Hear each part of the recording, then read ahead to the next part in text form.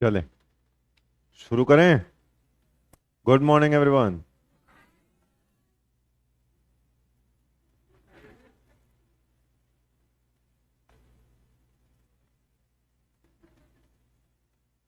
चलो, शुरू कर रहे हैं। Chapter 1, unit 5। तो मीनिंग देयर बाय, अब आपने समझ में आ गया कैसे 2+1+1 यानी ऑलमोस्ट 4 आवर्स में अपना कॉन्ट्रैक्ट है 4 से 5 आवर्स पूरी तरीके से खत्म हो रहा है। तो जब 4 से 5 घंटे में एक बार रिवाइज हो सकता है, तो दूसरी बार रिवाइज कितने टाइम में होना चाहिए? 3 घंटे में। तीसरी बार कितने में होना चाहिए? कितनी बार होना चाहिए? 2 घंटे में। और जो फाइनल रिवीजन करेंगे वो, हाँ,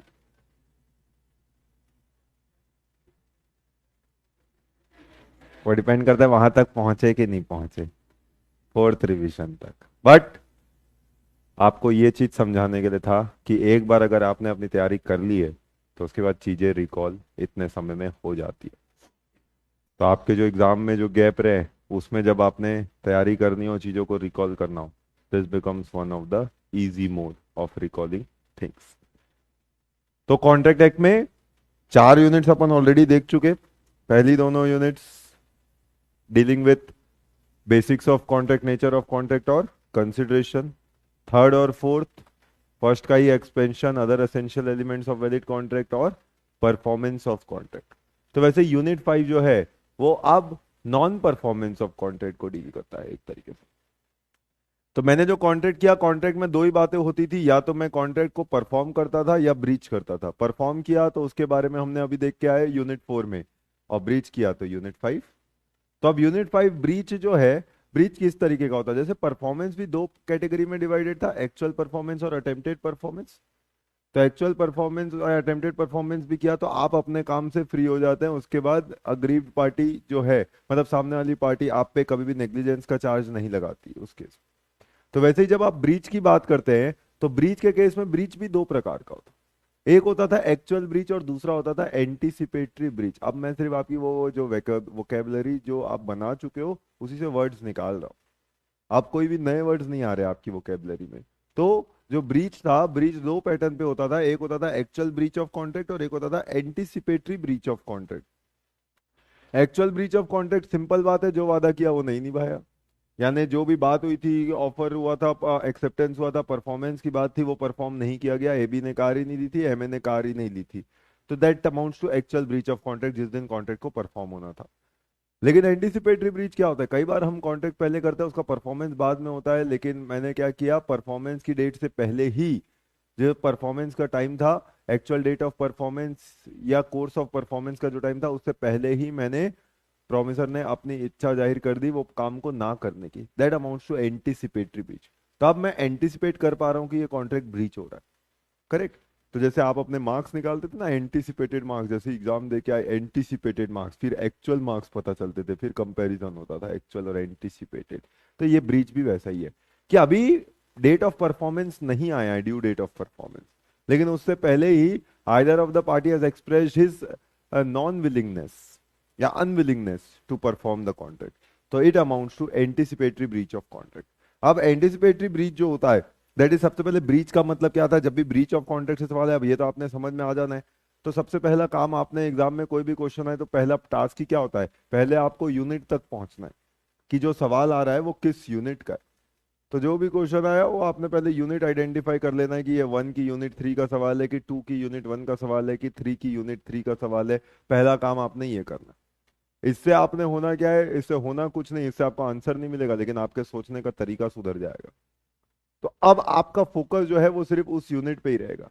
एक बार आपको पता चल गया ये ब्रीच ऑफ कॉन्ट्रैक्ट का सवाल है, तो आपका फोकस पूरा यूनिट 5 पे ही रहता है, क्योंकि अब आप सिर्फ वही बातें याद करेंगे एग्जाम हॉल में जो यूनिट 5 में आपने पढ़ी थी। तो क्या क्या बातें पढ़ी थी? तो सबसे पहले आपने अपने आंसर की शुरुआत ही वैसे करना है। तो उसके लिए सबसे पहले ब्रीच ऑफ कॉन्ट्रैक्ट क्या होता है आप वही बता सकते हैं। तो ब्रीच ऑफ कॉन्ट्रैक्ट के बारे में हमने देखा था कि ब्रीच होता क्या है, आइदर फेलियर और refusal by the parties to perform their respective promise, और सिंप्लीफाइड लैंग्वेज में जो वादा किया वो नहीं निभाया। तो जब भी कोई फेलियर होता है ऑन द पार्ट ऑफ जो भी पार्टी टू द कॉन्ट्रैक्ट है to perform their promises, it amounts to breach of contract, and that breach may be of two varieties. It may be actual breach of contract, it may be anticipatory breach of contract. तो anticipatory breach क्या होता है? When the party declare his intention of not performing the contract before the performance is due. Before, यानी before is the keyword. तो जो due date of performance है, जब आप उससे पहले अपनी एक तरीके से विलिंगनेस या non willingness to do a work बता देते हैं, तो ये amounts to anticipatory breach of contract. वैसे ही एक्चुअल ब्रीच ऑफ कॉन्ट्रैक्ट क्या होता है? अब एक्चुअल ब्रीच ऑफ कॉन्ट्रैक्ट जब मैं ड्यू डेट ऑफ परफॉर्मेंस वाले दिन बोलूं, तो when the parties to the contract express their unwillingness to perform the contract, तो ऐसे केस में इट अमाउंट्स टू, बेटा म्यूट मोड में रखो, इट अमाउंट्स टू, मैं पढ़ा रहा हूँ क्यों चिंता कर रहे हो, तो it amounts to actual breach of contract. ये क्या होता है? एक्चुअल ब्रीच ऑफ कॉन्ट्रैक्ट होता है either on due date of performance or during the course of performance. तो कई बार परफॉर्मेंस जो है वो मल्टीपल टाइम्स पे होता. लाइक याद करिए, मैंने आपको एग्जांपल बताया था घर के कंस्ट्रक्शन का. तो कॉन्ट्रैक्टर को हमने कॉन्ट्रैक्ट दिया था कि भैया घर बनाना है, और बात क्या थी? एग्रीमेंट हुआ था 1 सितंबर को, परफॉर्मेंस चालू होना था 10 सितंबर से 31 मार्च. तो 10 सितंबर से पहले अगर कॉन्ट्रैक्टर ने मना कर दिया परफॉर्मेंस के लिए, तो it amounts to anticipatory breach of contract. लेकिन 10 सितंबर के बाद और 10 सितंबर को मना करे, या 10 सितंबर से 31 मार्च के बीच में आधा काम करके आधे में मना कर दे, तो ये सब एक्चुअल ब्रीच ऑफ कॉन्ट्रैक्ट की कैटेगरी में आता है. करेक्ट. तो इससे हमने दोनों ब्रीच क्या है वो देख लिए. एंटिसिपेटरी ब्रीच आप कर कैसे सकते थे? तो एंटिसिपेटरी ब्रीच आइदर एक्सप्रेसली, यानी याद करिए कॉन्ट्रैक्टर ने फोन करके लिख के आपको बता दिया था कि he is expressing his unwillingness to perform, वो आपका काम नहीं कर सकता. तो ड्यू डेट से पहले ही उसने थ्रू वर्ड्स और स्पोकन और रिटर्न, या फिर दूसरा बाय कंडक्ट, कहाँ जाके बैठ गया था? लंदन. तो बाय कंडक्ट 10 तारीख को अपन ने ओपनिंग करना था, इनॉग्रेशन करना था, 9 तारीख को लंदन में बैठा है शाम को, और 10 तारीख सुबह 6 बजे, तो कैसे आएगा? तो ऐसे पॉइंट ऑफ टाइम पे meaning thereby conduct expresses his unwillingness to perform. तो ये सब एंटिसिपेटरी ब्रीच की क्राइटेरिया होता है. और एंटिसिपेटरी ब्रीच और कुछ नहीं, नथिंग बट सेक्शन 39 ही है एक तरीके का. क्योंकि सेक्शन 39 क्या था? Effect of failure to accept offer of performance, या parties neglecting to perform their part in the promise. तो 38 था फेलियर टू एक्सेप्ट परफॉर्मेंस. तो 39 जो है, वेयर पार्टी जो है वो क्या करती है? डिफॉल्ट करती है परफॉर्मेंस में. तो उस केस में जो अग्रीड पार्टी है उसके पास दो ऑप्शन रह जाते थे ना, और वो ऑप्शन क्या रहते थे? आइदर रिसाइन द कॉन्ट्रैक्ट और may continue the contract. In either of the case, you don't lose your right to claim damages. If you want to claim damages, give intention to the party of claiming the damages. तो इस तरीके से ये basic बातें 39 rights ला के देता था. वही तो एंटिसिपेटरी ब्रीच है कि अब इस केस में अगर ड्यू डेट ऑफ परफॉर्मेंस से पहले ही parties expresses is unwillingness to perform, तो अदर पार्टी जो अग्रीव पार्टी है, दुखियारी पार्टी है, वो क्या कर सकती है? रिसाइन द कॉन्ट्रैक्ट, यानी other party did not perform his part in the contract. तो उसके तरफ से वो कॉन्ट्रैक्ट एक तरीके से सेट असाइड हो गया, रिसाइन हो गया कॉन्ट्रैक्ट. और साथ ही साथ में क्लेम डैमेजेस. डैमेजेस क्या देना? तो भैया अब मैंने नया कॉन्ट्रैक्टर रखना पड़ा, आपसे जितनी बात हुई थी और उसको जितना देता है, differences can be claimed as damages. ठीक उसी प्रकार से, और I may wait for the actual date of performance. क्यों? क्योंकि I will try to continue the contract till the actual date and then treat it as an actual breach of contract. तो ये काम कर सकता था.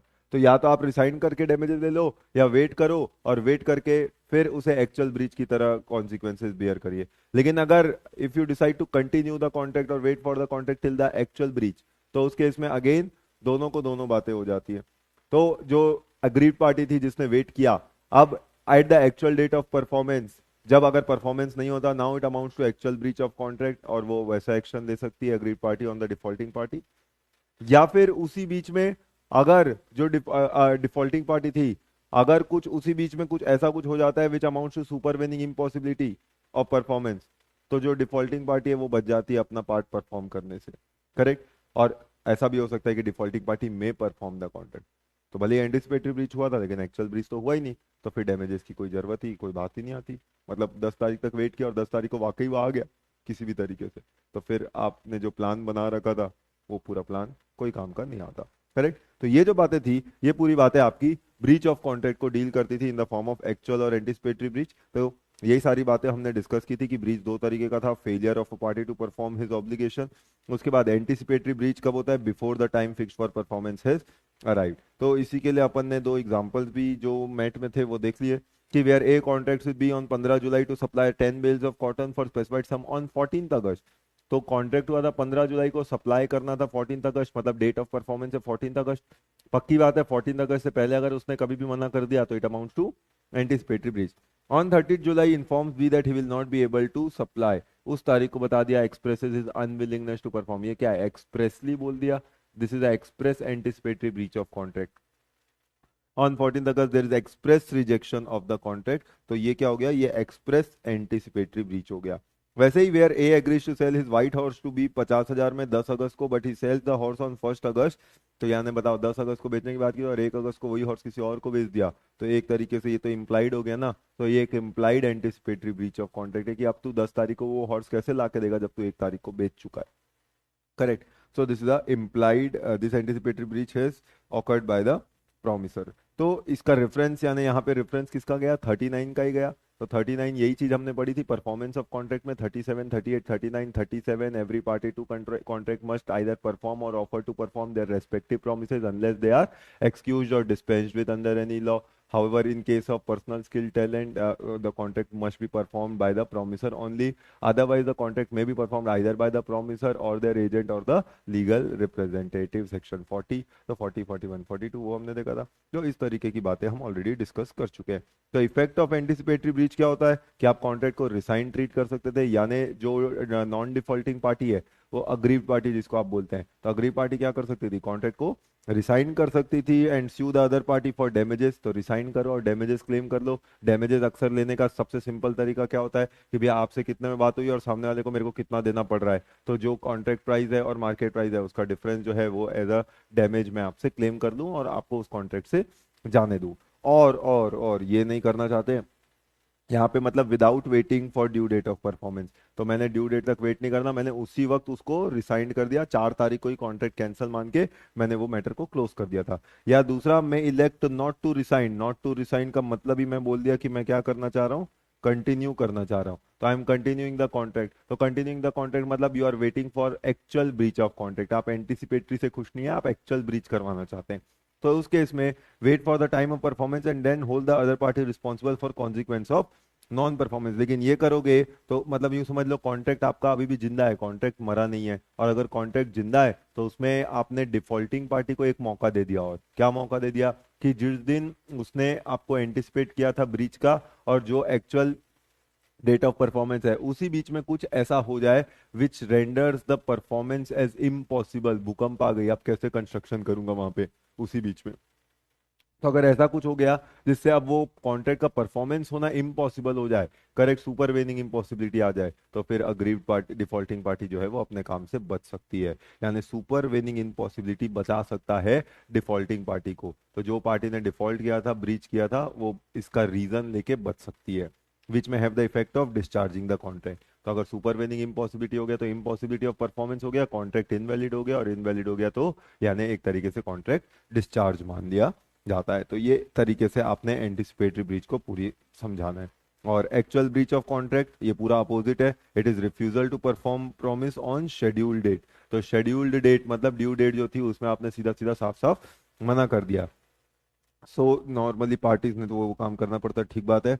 Other party to the contract obtains right of action against the one who has refused to perform his promise. मतलब सीधी बात है, जो अग्रीव्ड पार्टी, दुखियारी पार्टी है, उसने डिफॉल्टिंग पार्टी के खिलाफ एक्शन लेना है।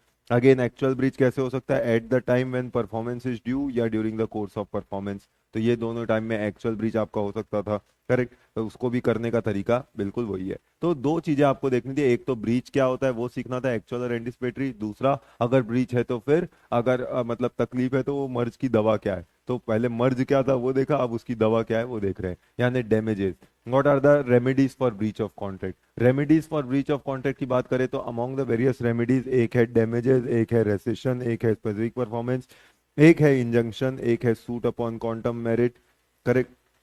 तो ये सब क्या है, ये सब आपके राइट्स हैं, ये रेमेडीज अवेलेबल है। तो सीधा सीधा अगर रेमेडीज आता है कि क्या क्या रेमेडीज अवेलेबल है, तो आपने रेमेडीज के तौर पे बोलना है this are the various 5 remedies which are available. कौन कौन सी 5 रेमेडीज अवेलेबल है, तो आपने बोलना है भैया सूट फॉर डैमेजेस अवेलेबल है, यानी पार्टी टू कॉन्ट्रैक्ट जो है वो डैमेजेस क्लेम कर सकती है, या वो कॉन्ट्रैक्ट को रिसाइन कर सकती है, या वो स्पेसिफिक परफॉर्मेंस क्लेम कर सकती है क्वांटम मेरिट पे।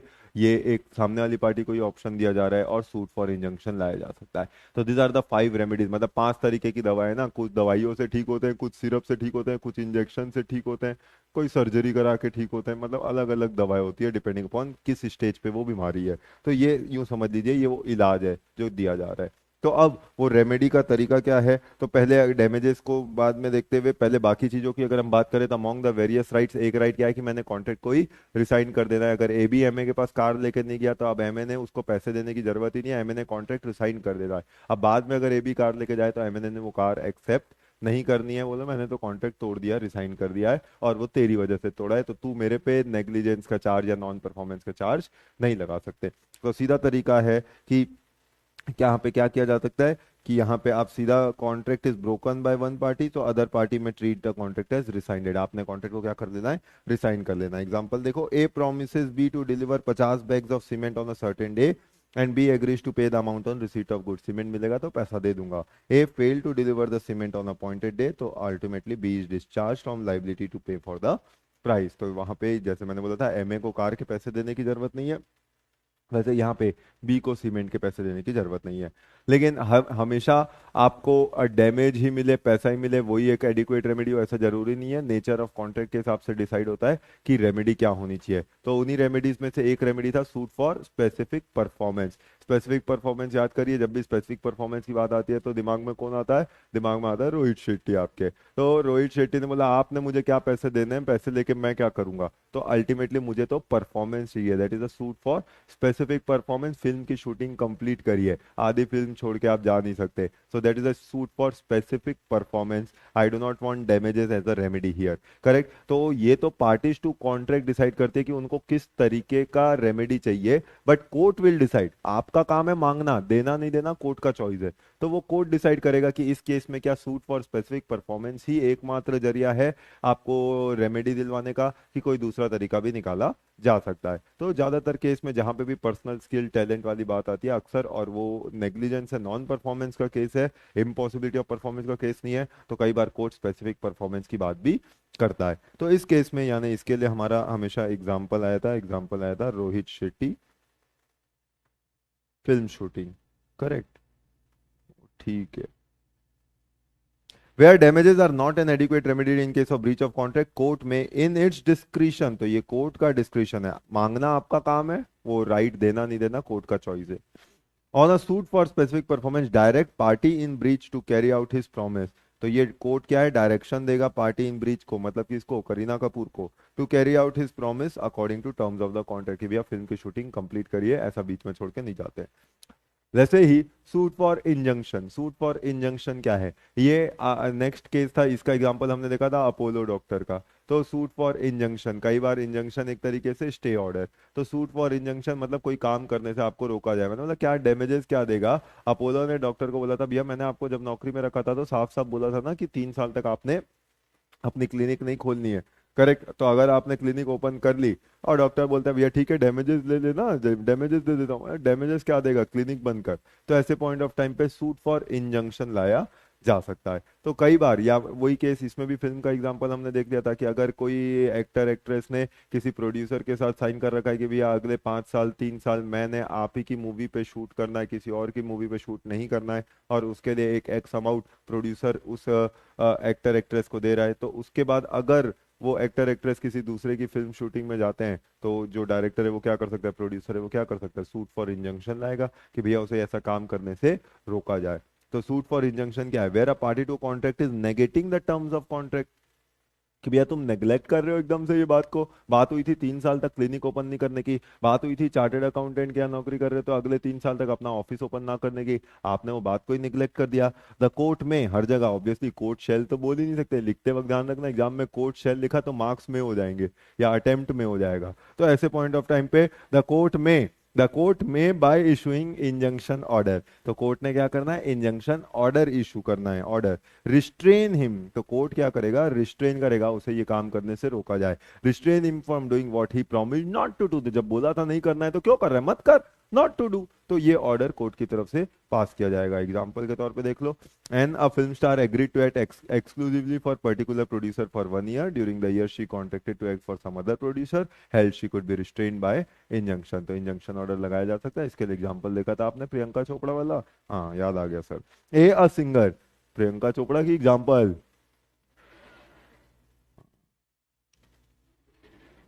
दोनों तो याद नहीं आया होगा, दिस इज गारंटी।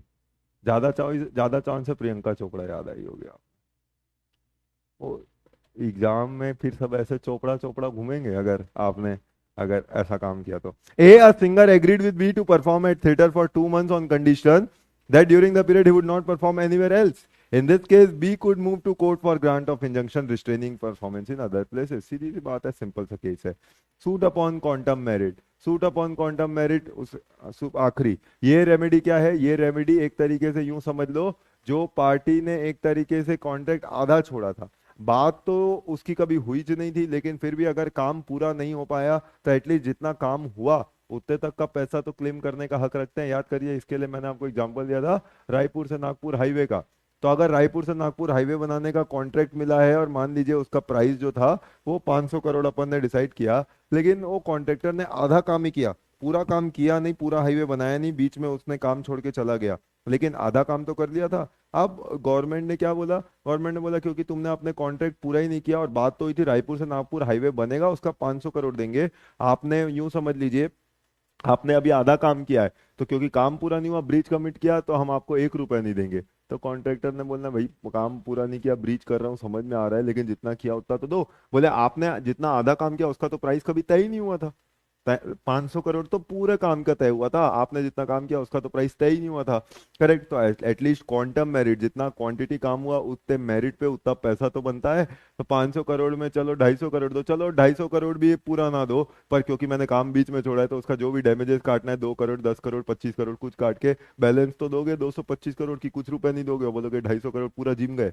तो ऐसे पॉइंट ऑफ टाइम पे meaning thereby suit upon quantum meruit. तो सूट अपॉन क्वांटम मेरिट क्या है, एक तरीके से जैसे याद करो, हम उधर डॉक्ट्रिन्स पढ़ते थे, कंस्ट्रक्टिव नोटिस अल्ट्रा वायस, तो हर एक चीज दूसरी पार्टी को भी, डिफॉल्टिंग पार्टी को भी तो कुछ मौका देती है बचने का, तो यहाँ पे भी वही केस है। यूं समझ लो जिसने कॉन्ट्रैक्ट रास्ते में छोड़ा, भले ही उसका कोई दाम तय नहीं हुआ था, लेकिन अपॉन क्वांटम मेरिट वो भी कोर्ट ऑफ लॉ में एक्शन, एक रेमेडी मांग सकता है। So where one person has rendered service to other, contractor ने, in circumstances which indicate an understanding between them that it is to be paid for, although it is to be paid for मतलब जैसे आधा काम हो गया तो मुझे ये पता है इसका पैसा मिलेगा, although no particular remuneration has been fixed, लेकिन आधा कंस्ट्रक्शन का तो पैसे की तो बात हुई नहीं थी कि कितना पैसा मिलेगा, 500 करोड़ में पूरे कॉन्ट्रैक्ट की बात हुई थी, तो कितना पैसा मिलेगा नहीं मिला, तो पता चला गवर्नमेंट ने बोला चल ठीक है 5 करोड़ ले जा, मतलब 5 करोड़ किस हिसाब से दे रहे जब आधा काम हो गया, तो बोले इसकी तो कोई बात ही नहीं हुई थी ना, बात तो पूरे काम की 500 करोड़ की हुई थी, पूरा काम कर 500 करोड़ ले जा, आधा छोड़ रहा है 5 करोड़ ले जा, बोला ऐसा थोड़ी होता है। Suit for quantum meruit, law will infer a promise to pay, तो अगर सामने वाली पार्टी उसका पैसा देने से मना करे तो उस केस में लॉ ने क्या करना है, क्वांटम मेरिट का मतलब ही क्या होता है, as much as the party doing the service has deserve, जितना बनता है उतना तो पैसा उसको मिलना चाहिए, तो यही है क्वांटम मेरिट। तो उसके बाद एक कॉमन रेमेडी जो आपको मिलता है, वो कॉमन रेमेडी है इन द फॉर्म ऑफ डैमेजेस। तो डैमेजेस जो है वो क्वांटम डैमेजेस जो है वो एक एडिक्वेट रेमेडी के तौर पे देखा गया है। तो 73 74 इट ऑल सब ये सब डैमेजेस को लेके चलने वाले सेक्शन है। तो सूट फॉर डैमेजेस की बात करते हैं, तो डैमेजेस का मतलब ही क्या होता है कि जहां पे भी पार्टीज टू कॉन्ट्रैक्ट जो हैं, जिसने परफॉर्म करना था जो बात, वो अगर पूरा नहीं किया और उस वजह से कोई नुकसान हुआ है अदर पार्टी को, तो उस केस में अदर पार्टी यानी agreed party has a right to claim damages from the defaulting party. यानी where a contract has been broken, तो मतलब ब्रीच होना चाहिए, party who suffers by such a breach तो इज एंटाइटल टू रिसीव, मतलब कौन हो गया इस केस में, इस केस में अग्रीव्ड पार्टी की बात कर रहा है, तो party who has suffered from such breach मतलब अग्रीव्ड पार्टी, या यूं बोले तो दुखियारी party. From the party who has broken the contract, broken किसने किया, ब्रोकन किसने किया, डिफॉल्टिंग पार्टी। तो यानी अगर ब्रीच हुआ है, अगर ब्रीच हुआ है तो अग्रीव्ड पार्टी डिफॉल्टिंग पार्टी से क्या करेगी, claim compensation for any loss or damage cause to him thereby, तो वो क्या करेगी, अग्रीड पार्टी डिफॉल्टिंग पार्टी से कंपेंसेशन क्लेम करेगी। और वो कंपेंसेशन जो होगा वो तभी होगा विच नेचुरली अरोज, यानी naturally arose in normal course of business, यानी यूजुअल कोर्स ऑफ थिंग्स। ऐसा नहीं कि अगर ऐसा हो जाता तो वैसा हो जाता, अगर मैं पढ़ लेता तो मेरा फाउंडेशन में 400 मिलता, तो पढ़ा काय को नहीं। तो ऐसे पॉइंट ऑफ टाइम पे मीनिंग देयर बाय यहाँ पे which naturally arose in usual course of business, तो जो आमतौर पे वो बिजनेस में आपको जो नुकसान हुआ उसका कंपेंसेशन जो है वो अग्रीड पार्टी डिफॉल्टिंग पार्टी से क्लेम कर सकती है। विच और विच द पार्टी न्यू, या तो नेचुरली अरोज में जितना कंपेंसेशन बनता है वो लोगे, या अगर पहले से कोई पार्टियों को बात पता थी, अगर आपने कॉन्ट्रैक्ट करते वक्त ही इस बात का जिक्र कर रखा था कि अगर कोई भी पार्टी इस कॉन्ट्रैक्ट को परफॉर्म नहीं करेगी तो उसमें जो नहीं करेगी परफॉर्मेंस, वो पार्टी जो इसको नुकसान हुआ उस पार्टी को इतना कंपेंसेशन देगी। यानी आपने पहले ही क्या कर रखा है, लिक्विडेटेड डैमेजेस नाम के पे कोई डैमेजेस तय कर रखा हुआ है, तो फिर वो डैमेजेस जो है डिफॉल्टिंग पार्टी अग्रीड पार्टी को देगी। तो या तो कंपेंसेशन दो, और which the party knew when they made the contract to be likely to be the result from the breach. जैसे आप जब नौकरी में लगे थे तो आपकी कंपनी ने आपको क्या बोला था कि अगर 1 महीना पहले बताए बिना आपने नौकरी छोड़ी तो आपकी आखिरी महीने की सैलरी जो है गायब कर देंगे। तो इसका मतलब क्या हुआ, तो आपको पहले से पता है ना कि अगर ब्रीच करोगे तो उसका क्या नुकसान उठाना पड़ेगा, तो वो अपने आप में एक तरीके से डैमेजेस मान लिया जाता है। तो पार्टी को न्यू है कि क्या likely to be the result of breach, इसमें अपन ने सैलरी वाला एग्जांपल देख लिया था। सच कंपेंसेशन, याद है ये तो इस केस में कंपेंसेशन मिलता है, लेकिन अगर such compensation is not to be given for any remote and indirect loss, यानी ये सब जनरल डैमेजेस की बात हो रही है, तो इस केस में कोई इनडायरेक्ट लॉस, इसकी वजह से मेरा वो कॉन्ट्रैक्ट चला गया, ये कॉन्ट्रैक्ट चला गया, वो सब के लिए कोई भी जिम्मेदार नहीं होता है। याद करिए, तुम्हारा वो मील बनता, उसके चक्कर में गवर्नमेंट का ऑर्डर मेरे को चला गया, तो मैं क्या करूँ, उससे ऑन एन एवरेज जितना कमाता है उतना ही डैमेजेस आपको दिया जा सकता है। कोई कमाने की अपॉर्चुनिटी आपकी चली गई, उसके लिए कंपेंसेशन करने के लिए ऑर्डिनरी डैमेजेस नहीं बने हैं। करेक्ट।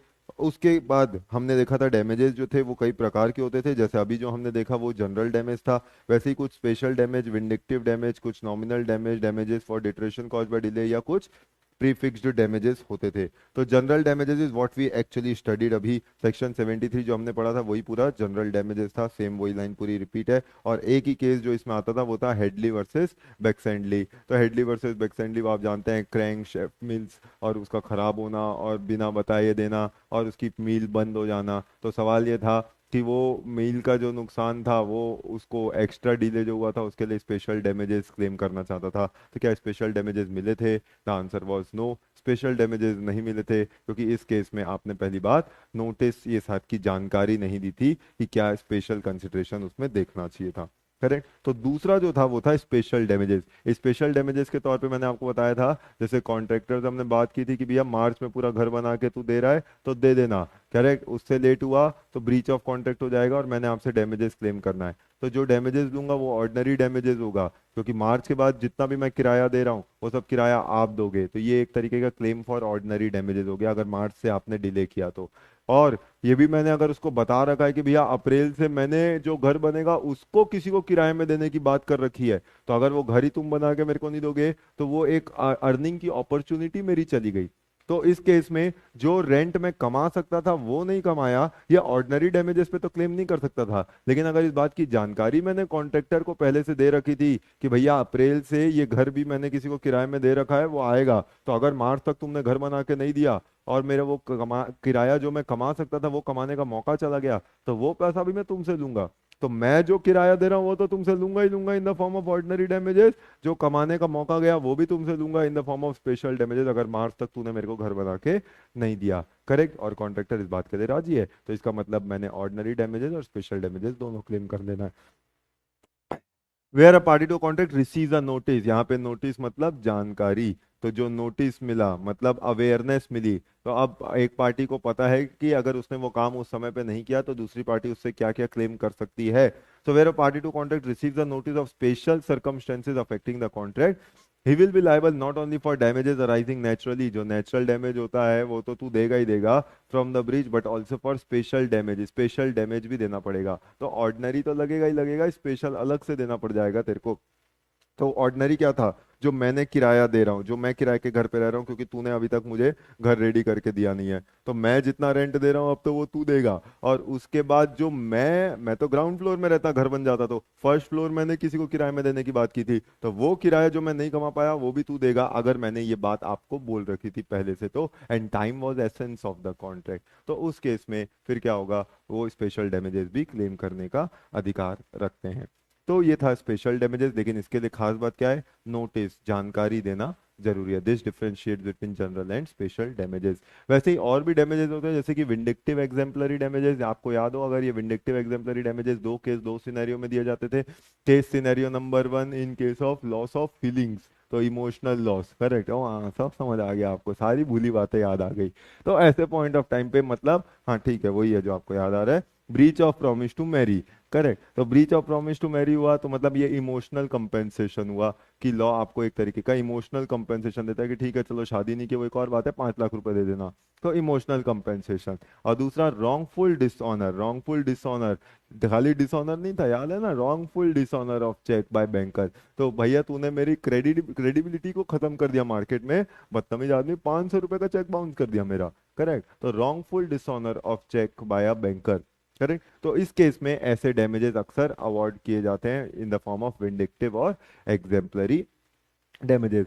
वैसे ही एक डैमेज था नॉमिनल डैमेज। नॉमिनल डैमेज का सिंपल मतलब क्या था, ये एक्चुअली में party has not suffered any kind of loss, लेकिन फिर भी सबक सिखाने वाला डैमेज होता है, करेक्ट। तो सबक सिखाने के लिए कुछ काम किए जाते हैं, जैसे पेरेंट्स बच्चों के साथ करते हैं अक्सर। तो ये जो होता है, ये क्या है, ये नॉमिनल डैमेजेस माना जाता था। तो it is awarded where plaintiff has prove that there has been a breach of contract but he has not in fact suffered any real damage. Plaintiff कौन होता है, वादी। वादी मतलब कौन होता है, जो केस करता है, वादी परिवादी, पता है ना, वाद परिवाद, ये सब सुना ना कुछ? हाँ। तो प्लेंटिव डिफेंडेंट, प्लेंटिव जो केस करता है, डिफेंडेंट जो अपने आप को बचाता है, डिफेंड करता है। तो ये प्लेंटिव जो था, वो जिसने केस किया था, वो बोला देखो ब्रीच हुआ है, मैंने साबित कर दिया कि इसने अपना काम ठीक से नहीं किया। तो बोले तेरे को क्या नुकसान, मेरे को कुछ नुकसान नहीं हुआ है, लेकिन ये और दूसरों को नुकसान पहुंचा सकता है, इसलिए इसको बताने के लिए कि इसने गलत किया है, मैं डैमेजेस मांगता हूँ। कितना मांगता है, 1 रुपए चाहिए मेरे को डैमेज। इसके ऊपर टैग लगना चाहिए कि ये काम ठीक से नहीं लगता, ब्रीच ऑफ कॉन्ट्रैक्टर है ये, करेक्ट, ब्रीच ऑफ कॉन्ट्रैक्ट है। तो ऐसे पॉइंट ऑफ टाइम पे दैट इज नॉमिनल डैमेजेस। तो कल को ऐसा 2 नंबर का सवाल उससे ऊपर बनेगा नहीं, लेकिन 2 नंबर आ गया तो लूट लेना कि नॉमिनल डैमेजेस होता क्या है, where plaintiff has prove that there has been a breach of contract but he has not in fact suffered any real damage. फिर डैमेज और डिटरेशन कॉस्ट बाय डिले, यानी डिटरेशन लॉस जो था, तो उसके लिए भी डैमेजेस याद करिए, वो खाने पीने की, कहाँ से वो आम की पेटी कहाँ से आई थी आपकी पता नहीं, करेक्ट। तो अगर वो डैमेजेस हो गया उसकी वजह से, डिटरेशन कॉस्ट बाय डिले, तो उसमें कोई नोटिस वोटिस देने की जरूरत नहीं है, विदाउट नोटिस भी ये काम हो सकता है। ऊपर बोले थे ना, स्पेशल डैमेज क्लेम करना है तो केवल नोटिस देना जरूरी है, तभी होगा। लेकिन अगर वो डिटरेशन कॉस्ट बाय डिले है, यानी वो ऐसा प्रोडक्ट था जिसको डिटरेट हो गई उसकी क्वालिटी, तो वही एप्पल सुबह लाता तो 100 रुपए किलो बिकती, शाम को ला के दिया है तो अब मैं चाह के भी उसको 50 रुपए किलो से ऊपर नहीं बेच सकता। तो अब मेरे को तेरे को कोई स्पेशल नोटिस देने की जरूरत नहीं है, चुपचाप डैमेजेस के नाम पे आई कैन क्लेम इट। तो even without notice damages can be recovered. तो ये तब कब होता है, जहां पे डिटरेशन हो। तो डिटरेशन का मतलब not only implies physical damage but also means special opportunity for sale. तो सुबह आसानी से बिकता ना, अभी शाम को कैसे बिकेगा, तो इसलिए ये सब केस में डिटरेशन का केस बनता है। और last but not the least fact बनता था pre fixed damages. Pre fixed damages कई बार पार्टीज टू कॉन्ट्रैक्ट फ्यूचर में ब्रीच ना हो, इसलिए पहले से ही डैमेज का अमाउंट फिक्स कर लेती थी। जैसे जॉब के केस में कंपनी ने पहले से ही डैमेज का अमाउंट फिक्स कर दिया ना, कि भैया आपका 1 महीने का 2 महीने का सैलरी काट लेंगे अगर आपने समय से पहले बिना टाइम दिए ऑफिस से रिजाइन कर दिया तो ये एक तरीके का प्री फिक्स डैमेज हुआ।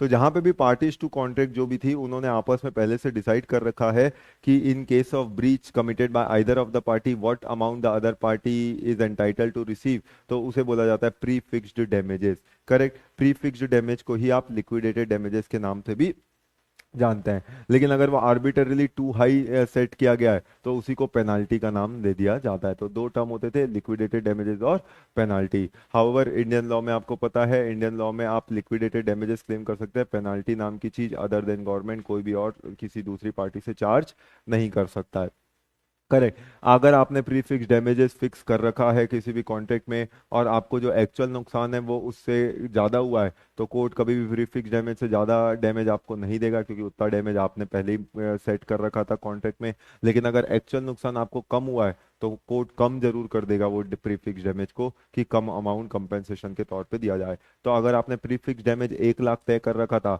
और आपका जो एक्चुअल नुकसान था वो 70,000 था, तो कोर्ट आपको डैमेजेस के नाम पे 70,000 ही दिलवाएगा। लेकिन अगर आपका नुकसान 2 लाख था तो कोर्ट आपको 1 लाख से ज्यादा डैमेजेस अवॉर्ड नहीं करेगा। तो यही प्रीफिक्स डैमेजेस के बारे में था। तो उसमें सेक्शन 74 जो था वो क्या बोलता था, if for sum is named in the contract as the amount to be paid in case of breach, यानी आपने एक क्या किया है, प्री फिक्स कर सका है सम को पहले से। प्री का मतलब क्या, पहले से फिक्स कर दिया कि भैया अगर ब्रीच हुआ तो इतना पैसा डिफॉल्टिंग पार्टी को, अग्रीड पार्टी को देना पड़ेगा।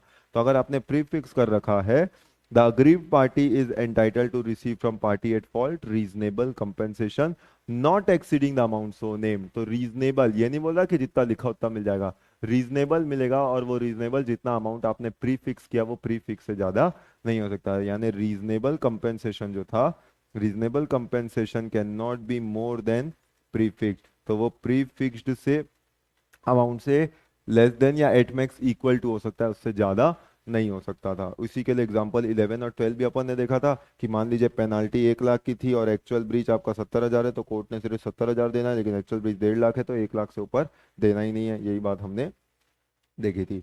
फिर इसी को लेके सवाल जो है वो सीधे सीधे सवाल डैमेजेस के तौर पे आते हैं। तो स्पेशल डैमेजेस पे जब सवाल आता है तो सवाल का पैटर्न भी बिल्कुल सेम रहता है, करेक्ट, कि किस तरीके से, यानी इसके लिए हमने ये वाला सवाल देखा था क्वेश्चन नंबर 3। इसी पैटर्न पे सवाल जो है वो आ जाता था, जहाँ पे आपने वो खरीदने की बात की थी 4.5 रुपए में और बेचने की बात थी 5 रुपए में, यानी आपको उस कॉन्ट्रैक्ट में 50 पैसा कमाने की अपॉर्चुनिटी थी। तो 50 पैसा कमाने की अपॉर्चुनिटी थी और वो बंदा जो है एट द एंड वो कॉन्ट्रैक्ट को पूरा नहीं करता है, और मैंने उसको बता के दिया था कि भैया मेरे को ये 1,000 बोतल आगे फर्दर सप्लाई करना है, और तू जो है मुझे जितने में भी दे रहा है मैंने आगे उसको सप्लाई करना है। तो अगर तू ये फुलफिल नहीं कर पाएगा तो मैंने तुझसे वो पूरा लॉस ऑफ प्रॉफिट जो है वो क्लेम करना है। तो लॉस ऑफ प्रॉफिट जो क्लेम करना है, यहाँ पे प्रॉफिट की अपॉर्चुनिटी कितनी थी, 5 और 4.5। तो 5 और 4.5 मतलब 50 पैसा की अपॉर्चुनिटी थी 1,000 बोतल पे, तो 1,000 बोतल पे 50 पैसा मैंने क्लेम करना है, मतलब 500 रुपए। तो 500 रुपए एक तौर पे मैंने आपसे स्पेशल डैमेजेस के नाम पे क्लेम करना है अगर ये कॉन्ट्रैक्ट पूरा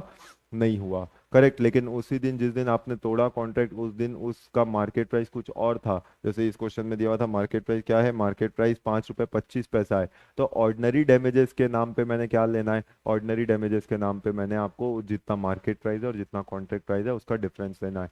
तो वो बॉटल का मार्केट प्राइस 5 रुपए 25 पैसा था और एक तरीके से परचेज प्राइस कॉन्ट्रैक्ट प्राइस 4.5 रुपए था। तो भैया मैंने तुझे 4.5 में खरीदने की बात की थी, अभी तू मना कर दिया, मेरे को दूसरी जगह से जाके 5.25 में खरीदना पड़ रहा है, 75 पैसे का नुकसान हो रहा है बदतमीज तेरी वजह से। तो 75 पैसे का 1,000 बोतल के हिसाब से 750 रुपए तू मुझे डैमेजेस के नाम पे दे दे, मैं जाके उधर बॉटल लेके आता हूँ। तो ऑर्डिनरी डैमेजेस जो है वो 750 बनेगा। तो कल को अगर मैंने दोनों क्लेम करना है, और स्पेशल अकेला तो क्लेम नहीं होता, तो मैं दोनों मांगूंगा। मान लीजिए मैंने आपको बता के लिया था कि भैया 5.5, 5 रुपए में मैं बेच रहा हूँ, 4.5 में आपसे खरीद रहा हूँ, और मना किया तो मैं जहां से जितने में भी खरीदूंगा उसका डिफरेंस आपको देना पड़ेगा। तो क्या होगा, ऑर्डिनरी डैमेजेस के नाम पे लूंगा 750, स्पेशल डैमेजेस के नाम पे लूंगा 500, तो टोटल डैमेजेस बन जाएंगे 1,250। तो मैं आपसे इतना रुपए डैमेजेस के नाम पे लेने वाला हूँ, तब तो जाके मेरी कमाई होगी। मेरी कमाई तो उतनी जो होगी जितना मैंने सोचा था, दैट इज 500 रुपए। तो मैं अपनी कमाई का 500 रुपए लूंगा, प्लस जो 750 रुपए मेरे एक्स्ट्रा लग गए वो भी तुमसे ऑर्डिनरी डैमेजेस के नाम पे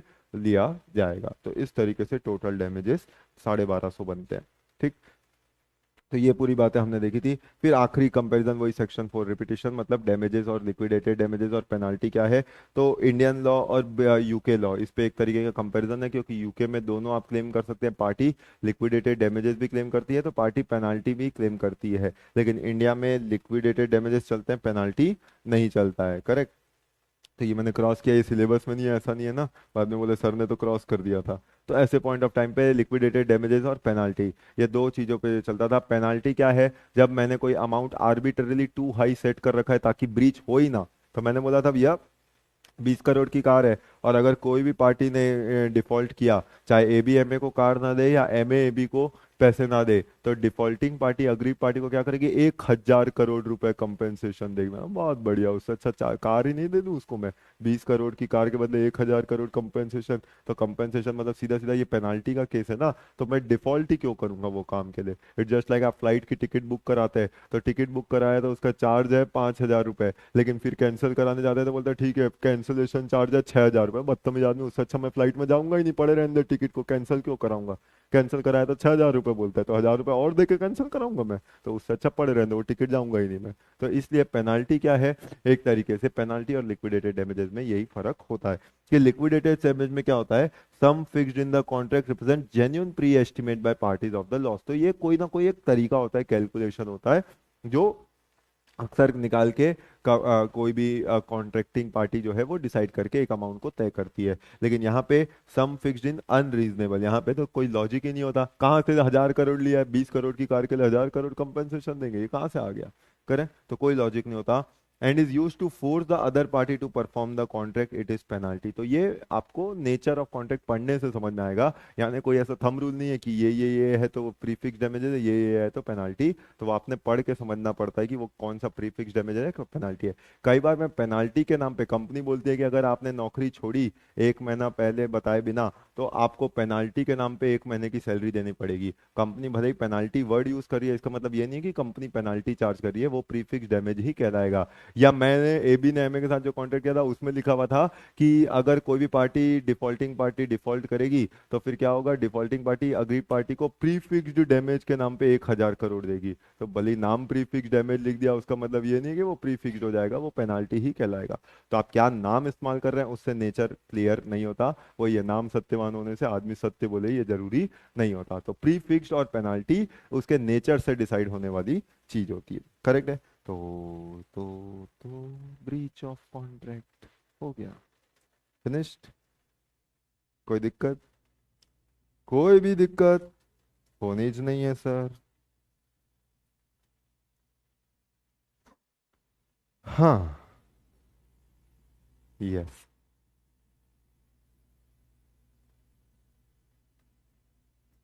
वेरी गुड। तो आखिरी एरिया फॉर डिस्कशन था, यहां तक पहुंचते पहुंचते तो आप वैसे भी लाइट हो गए थे एकदम। और वो क्या था, कंटिंजेंट एंड कॉजी कॉन्ट्रैक्ट। दो ही तरीके के कॉन्ट्रैक्ट को डील किया जाता है आखिरी यूनिट में, और ये एक तरीके से मैंने आपको बताया था ब्रिज फाइनेंसिंग है। किसके बीच में ब्रिज फाइनेंसिंग है, सीए फाउंडेशन और सीए इंटर के बीच में। बीसी के एक टर्मिनोलॉजी को आपने लॉ में यूज कर लिया तो रिवीजन हो गया उसका भी आपका।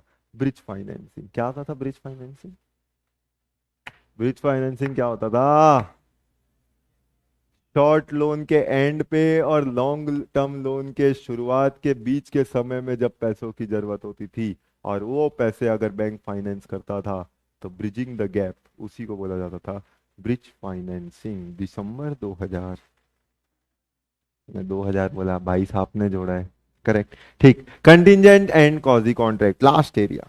यानी अगर आप अभी तक सेक्शन की बात करें तो याद करिए, हमने यूनिट 3 खत्म किया था आखिरी सेक्शन, सेक्शन 30 पे वेगरिंग कॉन्ट्रैक्ट, और यूनिट 4 सीधा चालू हुआ था 37 से परफॉर्मेंस ऑफ कॉन्ट्रैक्ट। तो सर बीच के सेक्शन कहाँ गए, उसको उठा के आखिरी यूनिट में डाला, यूनिट 6 में, in the form of contingent and quasi contract. तो कंटिंजेंट एंड कॉजी कॉन्ट्रैक्ट जो है वो पूरा 31 से 36 बस इसी को लेके बना हुआ है, क्योंकि ये स्पेसिफिकली उसी तरीके की बात करता है। क्योंकि वेगरिंग और कंटिंजेंट मिलती जुलती चीजें हैं, इसलिए वो एक साथ था। बट वो हमने उस समय स्टार्टिंग में नहीं रखा, क्योंकि उस समय मैंने अगर आपको कंटिंजेंट पढ़ाया होता आपने क्लास ही छोड़ देना था मेरी। तो इसलिए contingent and quasi is the end of Indian contract act, the last unit to be discussed. तो कंटिंजेंट कॉजी कॉन्ट्रैक्ट दो ही, यानी अब इससे सवाल आएगा तो इस पे तो कोई इस पे डाउट बनेगा कि ये यूनिट 6 का सवाल है कि नहीं। अगर ये सब चीजों पे डाउट बनता है तो फिर मेरे ख्याल से मे अटेम्प्ट ही ठीक रहेगा। तो ऐसे पॉइंट ऑफ टाइम पे कंटिंजेंट एंड कॉजी, कंटिंजेंट कॉन्ट्रैक्ट और कॉजी कॉन्ट्रैक्ट की जब आप बात करते हैं तो यानी ये एक नॉर्मल कॉन्ट्रैक्ट की तरह ही होते हैं, लेकिन इसमें बस नॉर्मल कॉन्ट्रैक्ट और इन कॉन्ट्रैक्ट्स में फर्क क्या होता है, एक ही चीज का फर्क होता है, और वो है अगर, अगर फैक्टर। तो यानी जब नॉर्मल कॉन्ट्रैक्ट में मैं अगर फैक्टर जोड़ दूं तो वो ज्यादातर केस में कंटिंजेंट कॉन्ट्रैक्ट का रूप ले लेता है। करेक्ट। लेकिन हर चीज में अगर जोड़ देना is not a contingent contract, कि मैं तुझे कार दूंगा अगर तू मुझे 20 करोड़ रुपए देगा। तो ये अगर is not a contingent contract, ये प्योरली एक तरीके का नॉर्मल कॉन्ट्रैक्ट ही है। तो यानी अगर वाले कॉन्ट्रैक्ट्स या कंटिंजेंट कॉन्ट्रैक्ट्स अक्सर ऐसे होते कौन से हैं? तो वो कॉन्ट्रैक्ट जिन पे परफॉर्मेंस होना या ना होना किसी event which is collateral to the main event हो या ना हो उस पर डिपेंड कर जाए, तो उसी को आप बोलते हैं कंटिंजेंट कॉन्ट्रैक्ट। तो यानी कंटिंजेंट कॉन्ट्रैक्ट है क्या? तो contingent contract is a contract to do or not to do something where an event collateral to such an event does or does not happen. तो जब भी कंटिंजेंट पे अगर सवाल आए तो सबसे पहले वो सवाल का शुरुआती जवाब ही आपका पहली 3 लाइन यही रहनी है कि कंटिंजेंट कॉन्ट्रैक्ट होता क्या है। तो contingent contract is a contract to do or not to do something where an event collateral to the main event does or does not happen.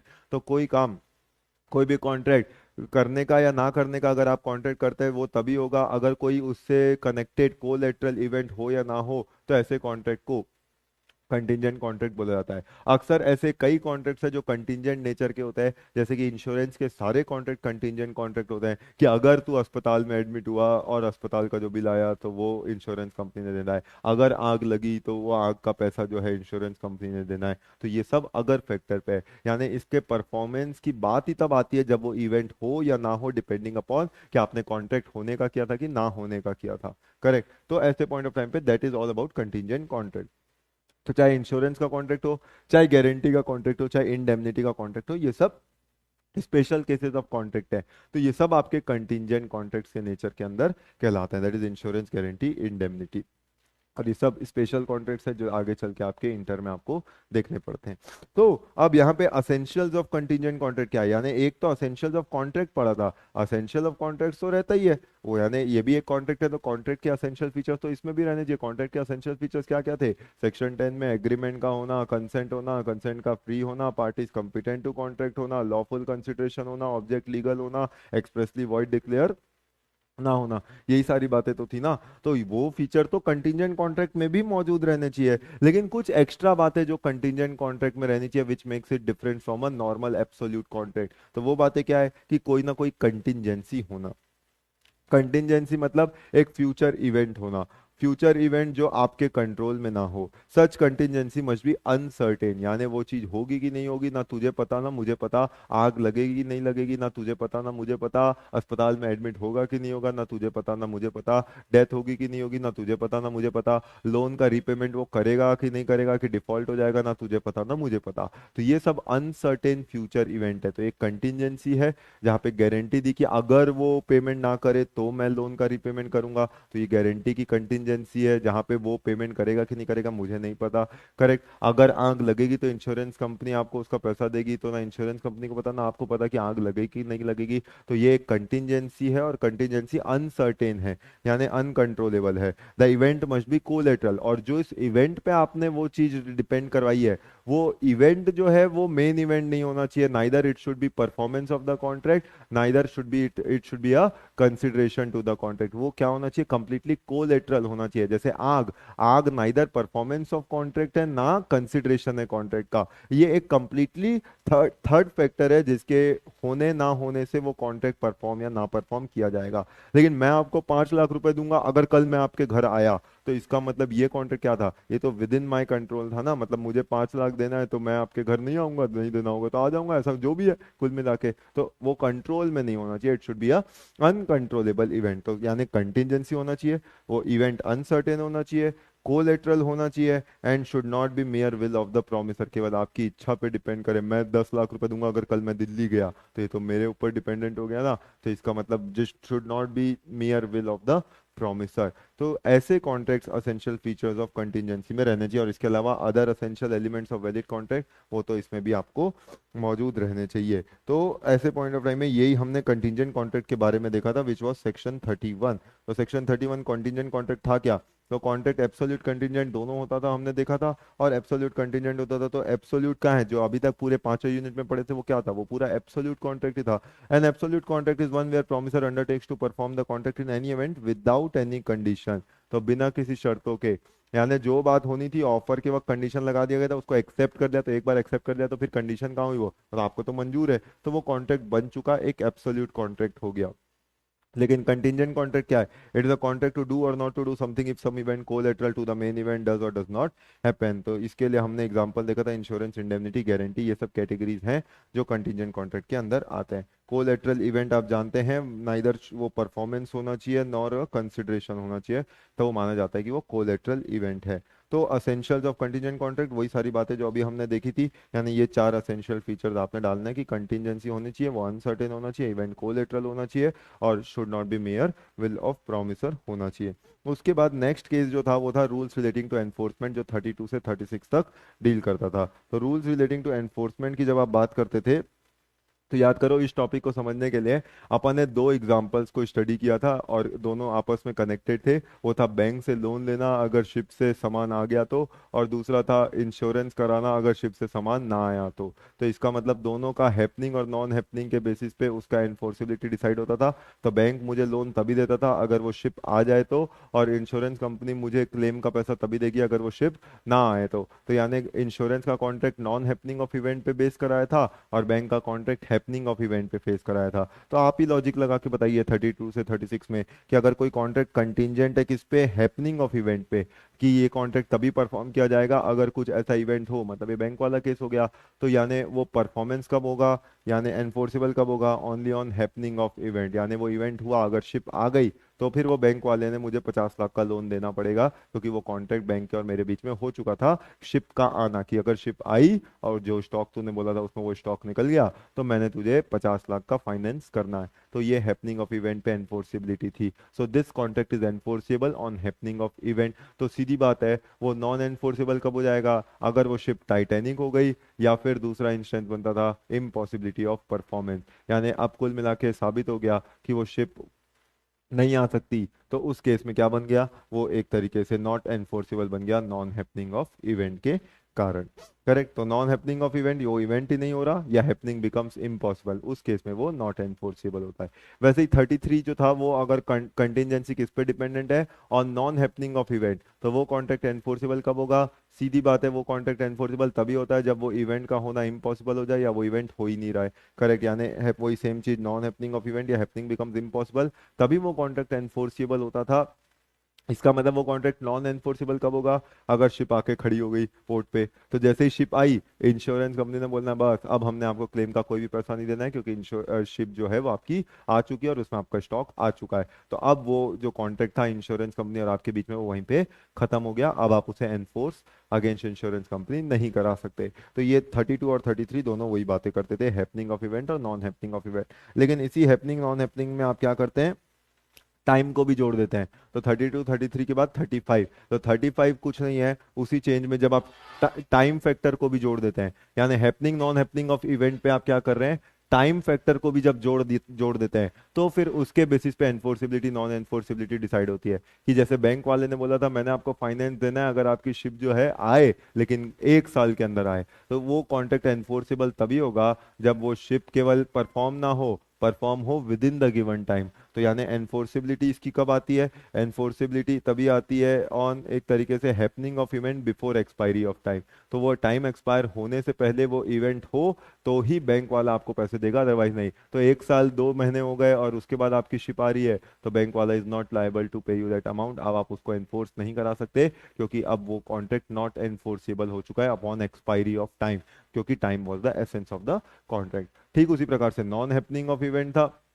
And the event does not happen with in a fix time. तो उस case में उतने time पे अगर वो happen नहीं हुआ, ship नहीं आई, और मैंने इंश्योरेंस कंपनी से बोल सकता था भैया 1 साल का कॉन्ट्रैक्ट है, 1 साल के अंदर अंदर अगर शिप डूब गई तो अब उसका आना इम्पॉसिबल हो चुका है, तो अब मैं वो कॉन्ट्रैक्ट एनफोर्स करा सकता हूँ, क्योंकि हैपनिंग बिकम्स इम्पॉसिबल। तो अगर शिप आ गई तो ये साल भर का टाइम पीरियड खत्म हो गया, तो उसके बाद एनफोर्सेबिलिटी नहीं होती है।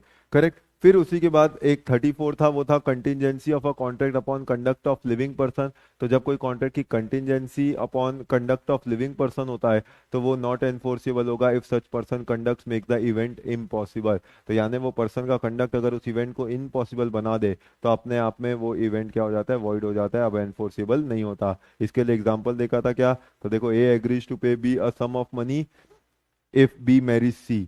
तो अगर बी सी से शादी कर ले तो ए बोलता है मैं आपको इतने पैसे दूंगा, और लेकिन सी जो है वो डी से शादी कर लेता है। तो अब सीधी बात है कि नॉन हैपनिंग ऑफ इवेंट हो गया by conduct of living person. तो लिविंग पर्सन के कंडक्ट से अब वो कॉन्ट्रैक्ट का होना इम्पॉसिबल हो चुका है। This act of C has rendered the event of B marrying C as impossible. But वो आप जानते हो फिर अब एक साइड विंडो अवेलेबल रहता है, दो पॉसिबल, हाँ ठीक है, वहां तक अपन ने जाना नहीं है। तो अल्टीमेटली ये कंडक्ट ऑफ लिविंग पर्सन का केस बन जाता था। और उसके बाद 36, 36 तो वही 36 जो लास्ट सेक्शन था, वो वही contingent contract impossible to perform whether known और अननोन। तो जस्ट लाइक 56 था इम्पॉसिबिलिटी ऑफ परफॉर्मेंस, तो इसका भी ट्रीटमेंट क्या होना है, तो यानी इम्पॉसिबल टू परफॉर्म हुआ, टाइटैनिक हो चुकी है चीज, तो अब आप उसको एनफोर्स नहीं करा सकते, वो तो शिप ही डूब चुकी है, तो वो कॉन्ट्रैक्ट अनएनफोर्सेबल हो जाता है। करेक्ट, तो कंटिजेंसी पे बेस्ड है, और वो चीज इवेंट अगर इम्पॉसिबल टू परफॉर्म हो जाए तो उस केस में वो कॉन्ट्रैक्ट वहीं पे वॉइड डिक्लेयर हो जाता है। तो ये 32 से 36 की पूरी कहानी थी। 31 कंटिजेंट कॉन्ट्रैक्ट क्या था वो था, और 32 से 36 जो है वो एक तरीके से rule of enforceability of contingent contract के बारे में था। तो इस तरीके से कॉन्ट्रैक्ट एक्ट सेक्शन 1 से लेके सेक्शन 75 तक वो सारे कॉन्ट्रैक्ट जो थे वो हमने पूरे शुरू से लेके आखिरी तक में डिस्कस किए थे, और यही जनरल कॉन्ट्रैक्ट है। उसके बाद के जो कॉन्ट्रैक्ट्स है वो तो सब partnership, sale of goods act की बातें हैं, और फिर स्पेशल कॉन्ट्रैक्ट की बातें हैं। तो जो जनरल कॉन्ट्रैक्ट लॉ था वो इतना तक ही था। फिर पार्टनरशिप और सेल ऑफ गुड्स एक्ट वो भी एक जमे में जो कॉन्ट्रैक्ट एक्ट का हिस्सा थे वो तो अलग हो गए, तो आप जानते हैं कि उनके लिए सेपरेट लॉज थे जो हमने स्टडी किए। तो लास्ट टॉपिक जो इस पे आपको देखना था as a last part of your syllabus, वो था 68 से 672, क्योंकि याद करो 67 तक आपने डिस्चार्ज ऑफ कॉन्ट्रैक्ट में पढ़ा था और 73 डैमेज का था, तो बीच के यही बचे थे 68 से 72। तो 68 से 72 पूरा आपका 5 इंस्टेंसेस ऑफ कॉजी कॉन्ट्रैक्ट है। तो पांचों अलग अलग केस हैं, और पांचों केस के एक एक क्वेश्चन हमने देखे थे एग्जाम्पल के तौर पे, जो केस स्टडी बन के एग्जाम में आएगा। तो किसी भी एक केस पे दो ही तरीके के सवाल बनेंगे, या तो सीधा सीधा लॉ का सवाल कॉजी कॉन्ट्रैक्ट क्या है वो बताइए, या कोई एक केस बना के पूछ लिया जाएगा कि बताइए इस केस में क्या होगा।